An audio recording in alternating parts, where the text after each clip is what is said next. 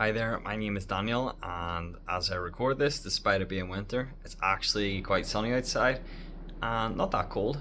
So I'm just back from a nice wee walk, and throughout the course of the video I'll show you some of the places that I was exploring and passing by. Today I was just trying to find some key locations that I would need to know in order to adapt to my new life here, such as the local train station and local convenience store, as well as a few other things. In today's video I want to talk about why I came to Japan. As I mentioned before, I'm married to a Japanese national and we got married in 2024. So for the past half a year or so we've been working on our spouse visa, which actually wasn't too bad, and I might talk about it in more detail in another video. Originally, my wife and I were going to live in the UK, but that did change around September 2023 when my wife's parents both took cancer at roughly around the same time. After that big scare, I decided that it would be a good idea to go for the Japanese spouse visa instead, and just in case anyone is worrying, they both did recover and they did beat it. But yeah, it was a big scare, and it kind of just came out of left field for both of us. So it's nice to be here just to support my wife and her family, and we have talked that maybe in the future we could return to the UK, but I'll have a few more things to say about the UK. If my wife and I ever do decide to return to the UK, it certainly will not be during this current Labour government that is just a complete joke and seems to be hell-bent on destroying the UK in just every way possible. It just has really kind of pushed me towards going to Japan. Of course, there's plenty of other important reasons, but I just couldn't envision a good, positive future for my wife and I in the UK, just the way it was trending. I just didn't feel very confident or comfortable starting a newly married life with my wife in what is becoming a very un-British Britain that is losing British values that I grew up with, and all that respect is kind of just going out the window with each passing day. That was not a life that I wanted for me and my wife, and especially if we do have a family in the future. I just was not feeling very confident with a UK start. I'm just really hoping it'll change in the future though. The move to Japan was supported by my parents, my brother, my aunts and uncles, my cousins, as well as my granny. I'm lucky to come from a very supportive family and that always have my best interests at heart. Plus, it's great to have WhatsApp.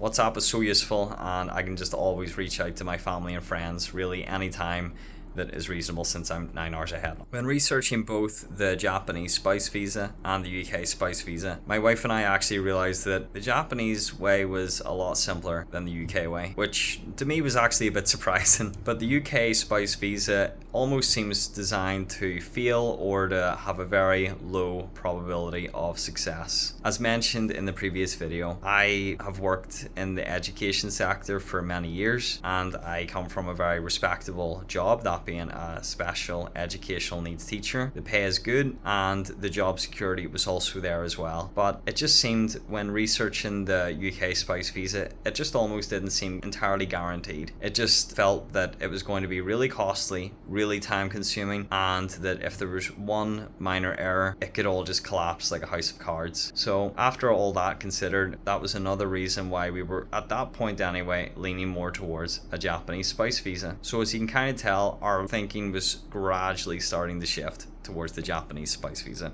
However, don't get me wrong, it's not like the Japanese spouse visa was easy. It did require a lot of work. It required a lot of paperwork, a timeline, a lot of evidence, the receipts, you could say, that this is a valid and true relationship. So it did take a lot of effort, and it wasn't a walk in the park, but it was still a lot more obtainable than the UK one. That just really, it almost seems like the UK spouse visa is not even interested in legals coming into the country. As you can probably tell from my stance, it seems that the UK is just more interested in funding illegal immigrants and rewarding them. So that was really just kind of getting on my nerves as well, and did shift my stance a lot more in wanting to move to Japan. While Japan is a very hard-working society, it actually has so much to offer socially. So that really kind of, pushed me as well to coming here rather than staying in the UK. My wife and I, we absolutely love karaoke, cat cafes, going hiking trails, visiting shrines and temples, and just many more things that Japan has to offer. We love doing, and not only that, I absolutely love Japanese food. Anytime I went back home after a trip to Japan to visit my wife, I just really craved the food. Yeah,